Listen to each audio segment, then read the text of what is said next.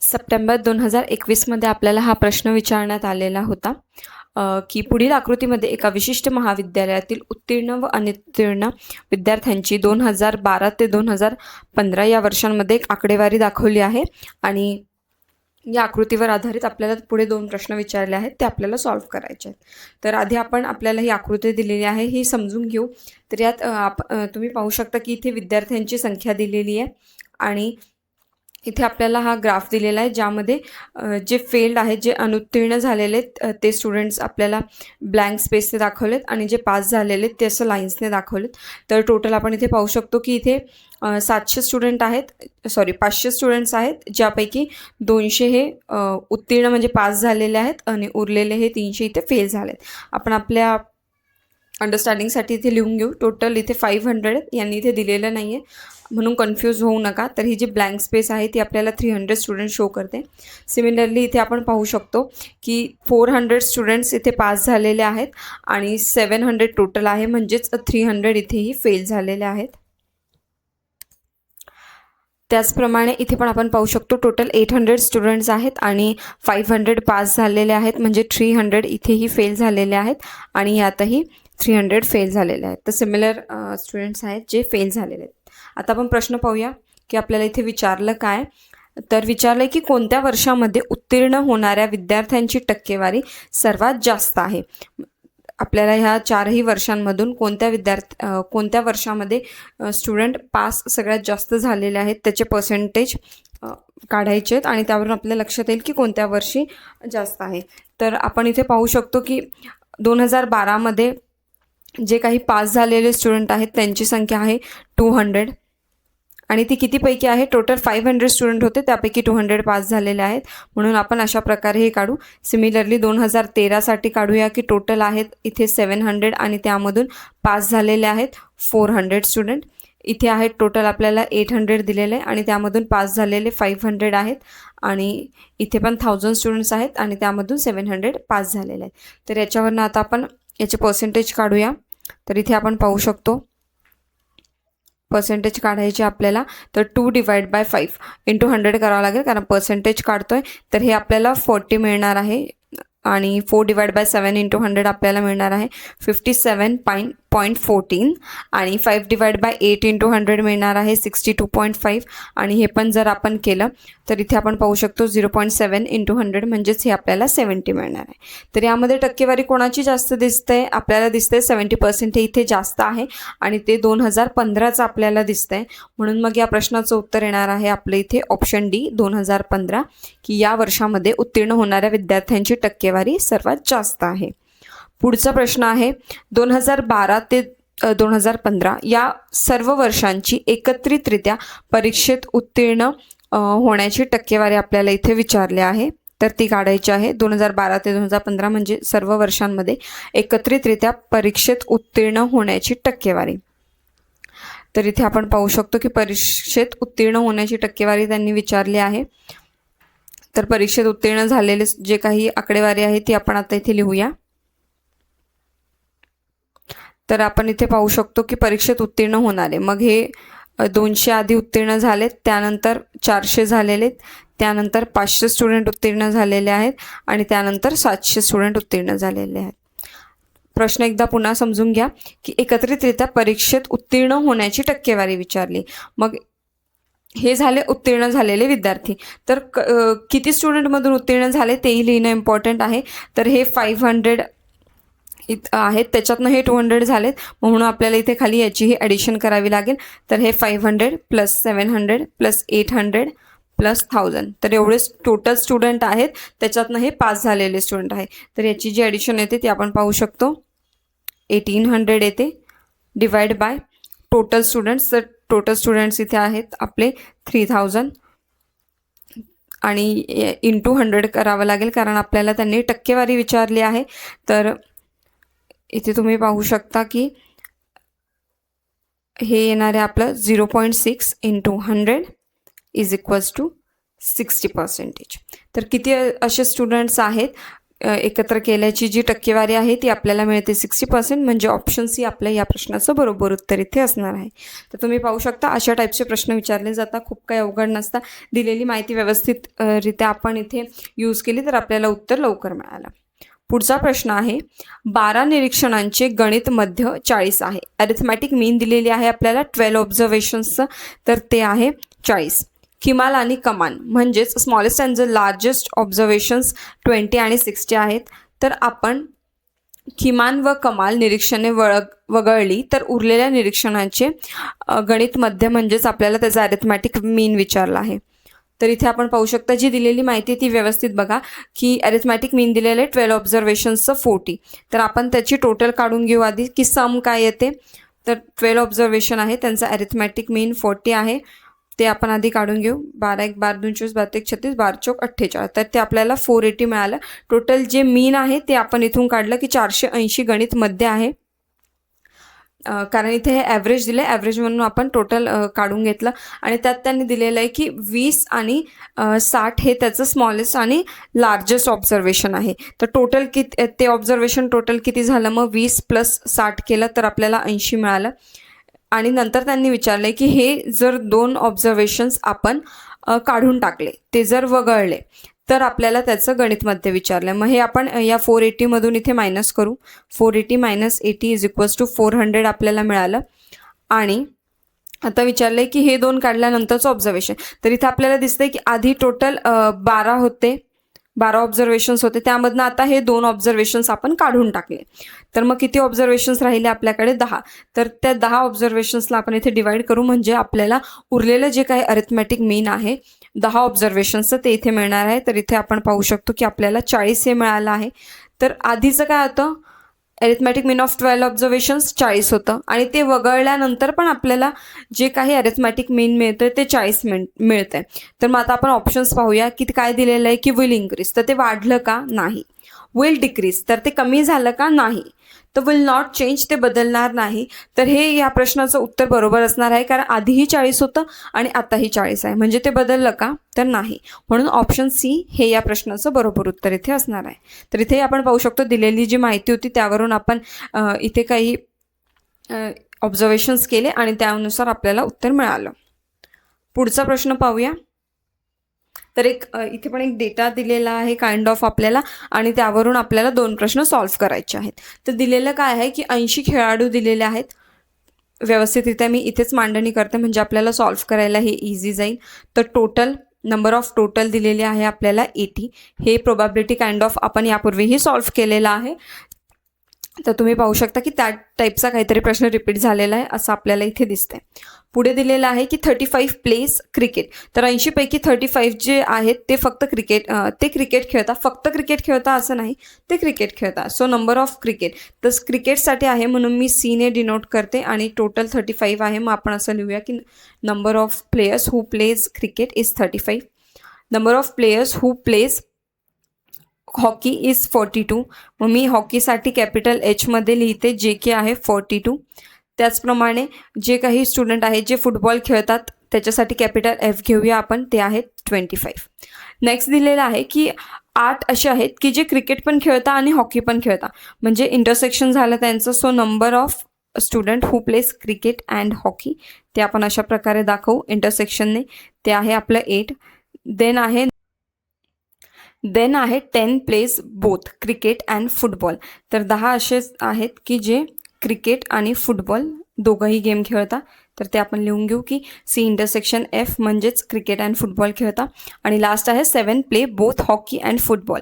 तर number of players who plays both hockey and football is equals to दिलेलं आपल्याला 7. आणि लास्टला दिले की 3 असे आहेत की जे तिघंही गेम खेळतात. मग त्याच्यासाठी येईल की number of people who plays cricket football and hockey is equals to 3. तर हा सर्व डेटा झाला जो आपल्याला क्वेश्चनमध्ये दिलेला आहे, तो आपण व्यवस्थितरित्या मांडून घेतला. आता आपण प्रश्न पाहणार आहोत की आपल्याला विचारण्यात काय आलं. तर पहिला प्रश्न आहे, फक्त एकच प्रकारचा खेळ खेळणाऱ्या खेळाडूंची संख्या किती, असं इथे विचारलं आहे. तर इथे कन्फ्यूज होऊन चालणार नाही, कारण आपण असं म्हणू शकतो की क्रिकेट 35 खेळता, हॉकी 42 खेळता आणि फुटबॉल 25 खेळता, म्हणजे यांची ॲडिशन केली तर आपला आन्सर येईल. तर नाही, असं होऊ शकत नाही. कारण यात बघा, तुम्ही पाहू शकता की फक्त क्रिकेट खेळता असं दिलेलं आहे का, तर 35 प्लेस क्रिकेट खेळता फक्त नाही दिलेलं आहे, म्हणजे यात इंटरसेक्शन पण जे दिलेलं आहे त्यानुसार ही व्हॅल्यूज चेंज होईल. आणि इथे एक एलिमिनेट करू शकतो आपण ऑप्शन्स. तेही लक्षात घ्या की टोटल खेळाडूच आपल्याला 80 दिलेले आहेत, तर एका प्रकारचा खेळ खेळणाऱ्यांची संख्या 80च्या पुढे तर नसणार आहे, म्हणून आपलं ऑप्शन ए इथेच एलिमिनेट होऊन जातं. आता आपल्याला ह्या तिघही ऑप्शन्समधून एक ऑप्शन्स चूज करायचा आहे, तर आपण ते सॉल्व्ह करून पाहूया. फक्त एकच प्रकारचा खेळ खेळणारा खेळाडू काढायचं. तर आपण आधी काय करू, फक्त क्रिकेट जितके विद्यार्थी खेळतात, प्लेयर्स क्रिकेट खेळतात ते काढून घेऊ. त्याचप्रमाणे हॉकी आणि फुटबॉल खेळणारे प्लेयर्सची संख्या काढू आणि त्यांची ॲडिशन करू. तर मी इथे खाली सॉल्व्ह करते, व्यवस्थित लक्ष द्या. तर आपल्याला माहिती आहे number of players who plays cricket, तर ते आहे टोटल 35 आहेत की जे फक्त क्रिकेट खेळतात. तर त्यामधून आता आपण काय करणार आहे, त्यामधून आपण क्रिकेट सोबत जे काही इंटरसेक्शन केलेले ते नंबर्स मायनस करू. म्हणजे क्रिकेट आणि हॉकी खेळणारे 8 आहेत आणि त्याचप्रमाणे क्रिकेट आणि फुटबॉल खेळणारे 10 आहेत. तर हे दोघेही गेम खेळतात म्हणून आपण यांना इथे मायनस करतोय. आणि असे 3 आहेत की जे तिघही गेम खेळतात. तर हे खेळताय पूर्णपणे इथे दिले की ते तिघही गेम खेळतात, म्हणजे ते क्रिकेट 100% खेळताच आहे. तर याला आपण इथे प्लस करणार आहोत. तर 35 - 8 - 10 + 3, तर हे आपल्याला मिळतं आहे 20. तर हे जे झाले ते झाले total number of players who place only cricket. तर हे झाले 20. त्याचप्रमाणे आता आपण पाहणार आहोत की फक्त फुटबॉल कोण खेळतात. तर फुटबॉल खेळणारे 25 आहेत आणि त्यांचं जे इंटरसेक्शन होते ते तुम्ही इथे पाहू शकता. फुटबॉलसाठी 7 आणि 10. सो -7 - 10 आणि प्लस हे 3, कारण हे तिघही गेम खेळतात. तर हे आपल्याला मिळतं इथे 25 - 7 - 10 + 3 आपण इथे केलेलं आहे. तर हे आपल्याला मिळतं आहे 11 number of players who plays only football. Yes. आणि लास्ट आता हॉकीचं आपण पाहणार आहोत. तर टोटल हॉकी खेळणारे स्टुडंट्स आपल्याला दिलेले आहेत 42, आणि जे हॉकी पण खेळता आणि क्रिकेट पण खेळता असे आहेत 10. सो आपण त्यांना 10 मायनस करू. अगेन जे हॉकी खेळता आणि फुटबॉल खेळता -7 आणि प्लस आपण हे 3 करतोय की जे तिघही गेम खेळतात. तर हे आपल्याला मिळतं आहे 30 असे की जे फक्त हॉकी खेळतात. तर आपल्याला आता मिळालं की total there are total 20 players who plays only cricket, 11 players who plays only football आणि 30 players who plays only hockey. तर आता या तिघींची पण ॲडिशन केली तर आपल्याला आपल्या प्रश्नाचं उत्तर इथे मिळणार आहे. तर तुम्ही इथे पाहू शकता की 20 + 11 + हे झाले 30. तर आपल्याला इथे मिळतं आहे 61. तर 61 असे स्टुडंट्स आहेत आउट ऑफ 80 स्टुडंट्स की जे फक्त एकच गेम खेळतात, आणि म्हणून आपलं ऑप्शन सी हे या प्रश्नाचं बरोबर उत्तर इथे असणार आहे. पुढचा प्रश्न आहे, how many players plays exactly 2 games. तर फक्त 2 प्रकारचे खेळ खेळणारे विद्यार्थ्यांची संख्या आपल्याला इथे विचारली. आधी बघितलं तुम्ही की फक्त एक प्रकारचा गेम खेळणाऱ्या विद्यार्थ्यांची संख्या विचारली होती आणि आता 2. तर हे अगदी सोपं आहे, व्यवस्थित लक्ष द्या. इथं आपण पाहू शकतो क्रिकेट आणि हॉकी खेळणारे 8 आहेत, क्रिकेट आणि फुटबॉल खेळणारे 10 आहेत, आणि हॉकी आणि फुटबॉल खेळणारे 7 आहेत, आणि तिघही गेम खेळणारे 3 आहेत. तर आपल्याला विचारलं काय, फक्त 2 गेम खेळणारे किती आहेत असं विचारलं. तर हे 2 गेम खेळणारे आहेत, आणि त्यातून जर आपण हे तिघही गेम खेळणारे मायनस केले तर आपल्याला टोटल मिळेल. म्हणजेच आता तुम्ही पाहू शकता की टोटल हे 2 गेम खेळणारे 8 आहे. सो 8 - 3 आपण जर केलं तर आपल्याला 5 मिळतं आहे. देन 10 आहेत की जे क्रिकेट आणि फुटबॉल खेळतात, तर त्यांच्यातनं आपण तिघही गेम खेळणारे 3 मायनस केलं तर 7 मिळतं. सिमिलरली 7 - 3 आपल्याला 4 मिळतं. आणि यांची जेव्हा आपण ॲडिशन करू तर आपल्याला मिळेल की जे संख्या मिळेल ते स्टुडंट्स असतील फक्त 2 गेम खेळणारे. तर हे ॲड करून तुम्ही पाहू शकता की 7 आणि 4 11 + 5 म्हणजेच 16. सो आपलं ऑप्शन नंबर डी हे या प्रश्नाचं बरोबर उत्तर इथे असणार आहे. तर अगदी सोपं आहे, व्यवस्थितरित्या सगळं मांडणी करा, स्टेप बाय स्टेप सॉल्व्ह करा, उत्तर मिळायला आपल्याला इझी जातं. पुढचा प्रश्न आहे, जून 2020मध्ये विचारण्यात आला होता. एक आकृती दिलेली आहे. त्या आकृतीमध्ये तुम्ही पाहू शकता की ABC या कंपनीच्या सन 2011 ते सन 2015 या काळातील एका ठराविक वस्तूंची लाखांमधील निर्यात व त्यापासून निर्माण झालेल्या कोटी रुपयांमधील महसूल दिलेला आहे आपल्याला. ठीक आहे, एक डायग्राम दिलेली आहे. त्याच्यामध्ये आपल्याला दिलेले ज्या काही आडव्या रेषा आहेत त्या निर्यात वस्तुसंख्या दाखवत आहे आणि ज्या काही उभ्या रेषा आहेत त्या महसूल निर्मिती आपल्याला इथे दाखवत आहे. जॉईंट बारग्राफ दिलेला आहे हा, या प्रकारच्या बारग्राफला आपण ते म्हणत असतो आणि त्यानुसार आपल्याला प्रश्न दिलेले आहेत ते सॉल्व्ह करायचे आहेत. चला तर पाहूया. पहिला प्रश्न काय आहे की कोणत्या वर्षात निर्यात प्रतिवस्तू महसूल निर्मिती कमाल आहे. In which year the revenue generated per unit export is maximum. कमाल म्हणजे मॅक्झिमम, जास्तीत जास्त आहे असं आपल्याला विचारलं आहे या वर्षांमधून. तर आपण इथे पाहू शकतो की निर्यात प्रतिवस्तू महसूल, निर्यात प्रतिवस्तू महसूल त्यांनी विचारलं आहे. सो निर्यात जे आहे ते आपल्याला ही आडव्या रेषा दाखवत आहे आणि पर युनिट एक्सपोर्टेड म्हणजे एक्सपोर्ट जे केलेलं आहे त्याचं आपल्याला आता इथे काढायचं आहे. तर एका प्रकारे आपल्याला इथे रेशो काढायचा आहे. तर दिलेलं काय आहे, revenue generated per unit exported. Revenue generated म्हणजे याच आडव्या रेषा दिलेल्या आहेत, पर युनिट एक्सपोर्टेड म्हणजे हे. तर एकदम सिम्पल आहे बघा. रिव्हेन्यू जनरेटेड 2011मध्ये 20 आहे आणि एक्सपोर्टेड 10 आहे.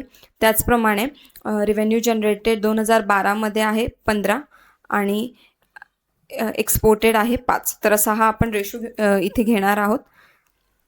त्याचप्रमाणे 2013मध्ये आपण पाहू शकता की 35 अपॉन हे 15, 40 अपॉन 20 आणि इथे आहे आपल्याला 50 अपॉन 30 दिलेलं आहे. ते आपण लिहून घेऊ आणि हे आता आपण जर केलं तर इथे आपल्याला दिसतंय की याचं येणार आहे 2, हे येणार आहे 5 त्रिक 15 आणि हे येणार आहे आपलं 2 पॉईंट समथिंग.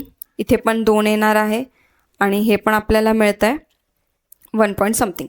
तर हे पुढे सॉल्व्ह करायची गरज नाही आहे. हे जस्ट आपला वेळ वाचवण्यासाठी तुम्ही पाहू शकता की इथे 3 मिळतो आहे म्हणजे हे सर्वात जास्त आपल्याला दिसतं आहे revenue generated per unit exported आणि त्याचं वर्ष आहे 2012.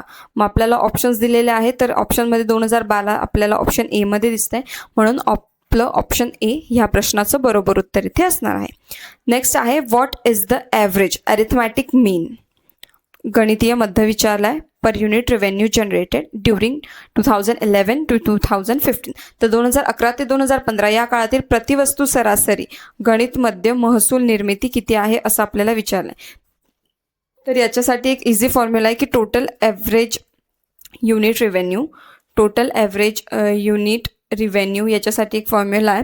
तो आहे की टोटल रिव्हेन्यू जनरेटेड, मी इथे शॉर्टमध्ये लिहिते, total revenue generated upon total quantity exported. हे आपल्याला करायचं आहे. तर इथे आपण पाहू शकतो की रिव्हेन्यू जनरेटेड म्हणजेच हे आपल्याला आधी याची ॲडिशन करायची आणि खाली क्वांटिटी एक्सपोर्टेड जे काही दिलेलं आहे म्हणजे या आडव्या रेषांमधले जे काही युनिट्स आहेत त्यांची ॲडिशन करायची आणि ते डिवाईड करायचं आहे. तर इथे मी वरच सॉल्व्ह करते म्हणजे आपल्याला लवकर कळेल. तर इथे तुम्ही पाहू शकता की आधी आपल्याला याची ॲडिशन करायची. So 20 plus 15 plus 35 plus 40 plus 50 divide by quantity exported म्हणजेच 10 plus 5 plus 15 plus 20 plus 30. Yes. तर याची ॲडिशन आपल्याला मिळते इथे 160 आणि इथे खाली मिळते आपल्याला 80.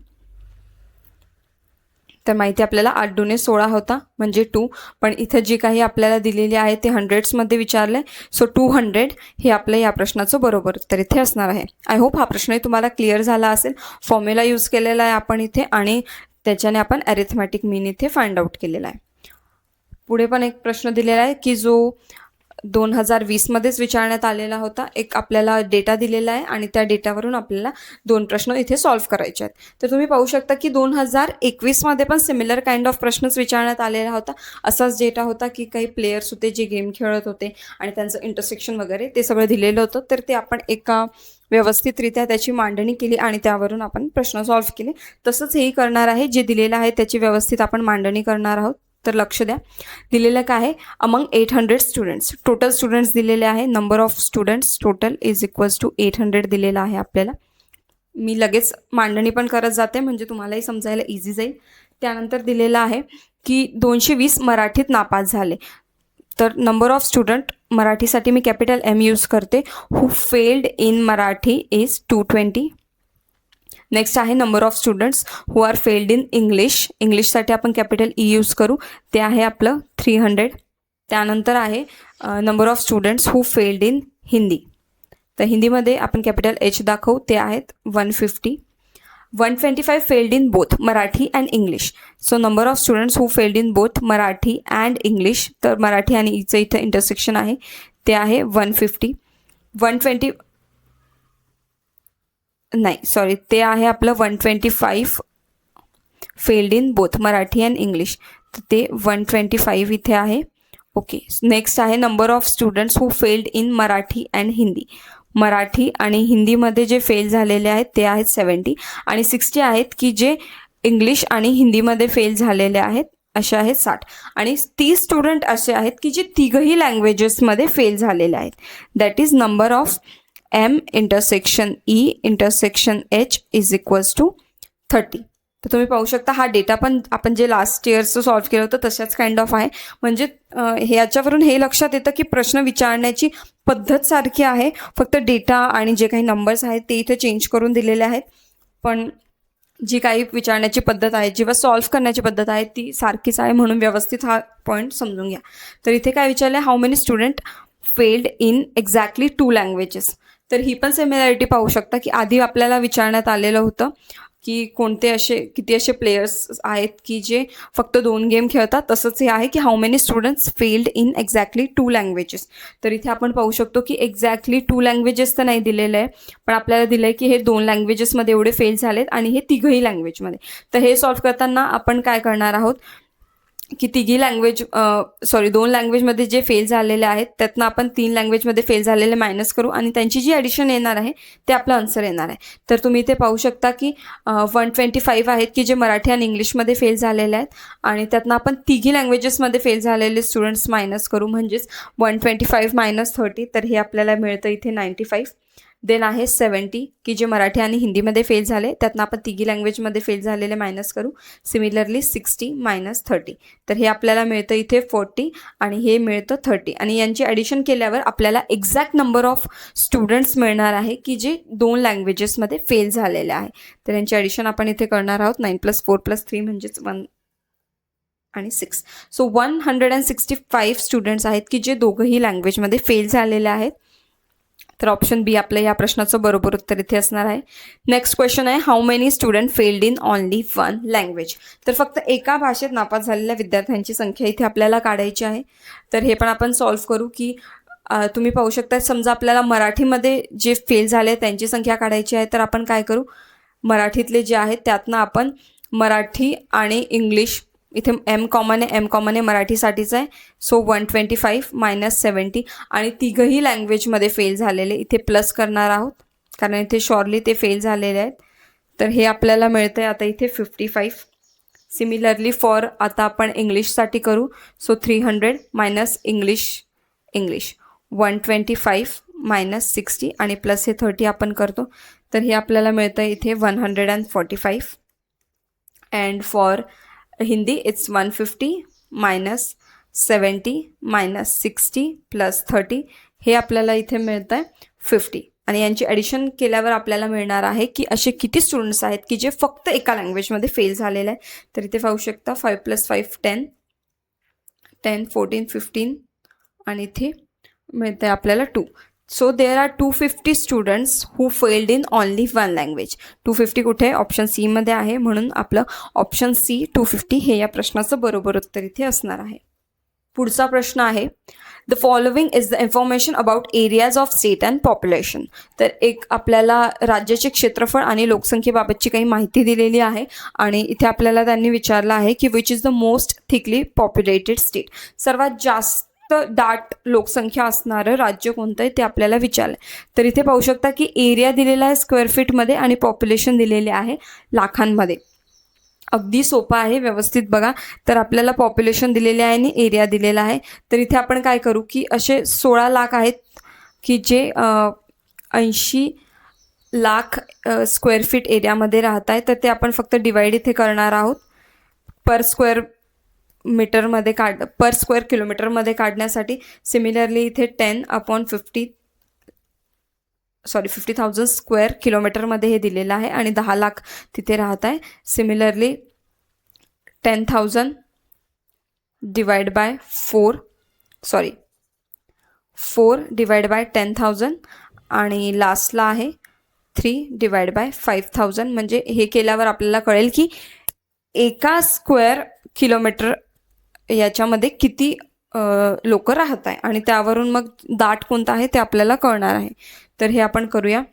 16/80,000 हे आपल्याला मिळतं आहे 0.2 स्क्वेअर किलोमीटर. हे आपल्याला मिळतं आहे अगेन 0.2 स्क्वेअर किलोमीटर. 4/10,000 आपल्याला मिळतं आहे 0.4 स्क्वेअर किलोमीटर आणि 3/5000 आपल्याला मिळतं आहे 0.6 स्क्वेअर किलोमीटर. तर आपल्याला दाट विचारलं आहे म्हणजे जास्त लोकसंख्या.